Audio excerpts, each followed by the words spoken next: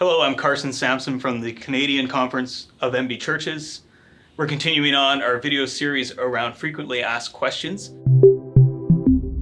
In April 2019, a commitment was made by the National Assembly Executive to provide transparency and clarity around CCMBC's recent turbulent history of investments, reserve spending, and church planting.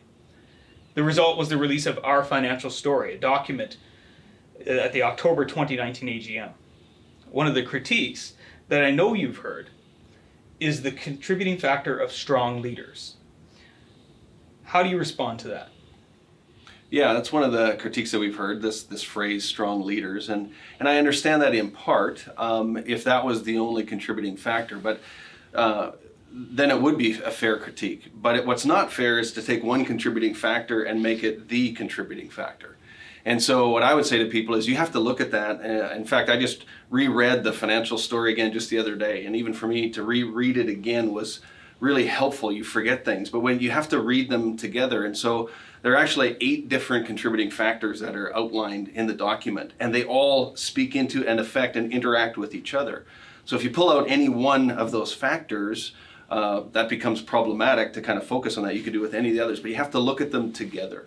And I'd also say that having strong leaders is not a negative, that's actually a gift. And we are thankful for strong leaders. We've had strong leaders in our conference for decades, ever since this conference has formed.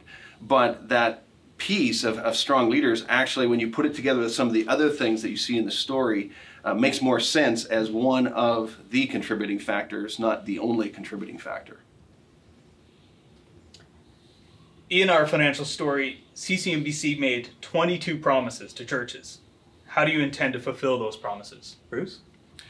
Yeah, so what we've done since the fall and that story was written is we have, as an executive board, we've pulled out those 22 promises and we've put it into a document that we actually have called Keeping Our Promises. And I write about that in the provincial report that'll go out here in the months ahead and in my moderator's report. And just the fact that we have taken out and separated out these promises, these commitments, we put them on another document. We've color coded them, red for not started yet, yellow for in progress, and green for completed. And so now we are going to bring those up at each one of our National Assembly executive meetings. We're talking about them even tomorrow in our meetings here that we're having as we record this. And we're looking at how this is moving. How are we accomplishing these things?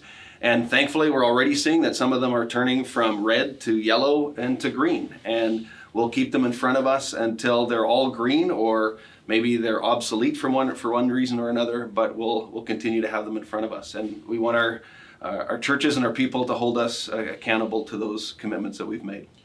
Well, and even for our staff team here, it is important to have those in front of us, because then we can guide ourselves to here are the promises that were made and how are we accomplishing those promises.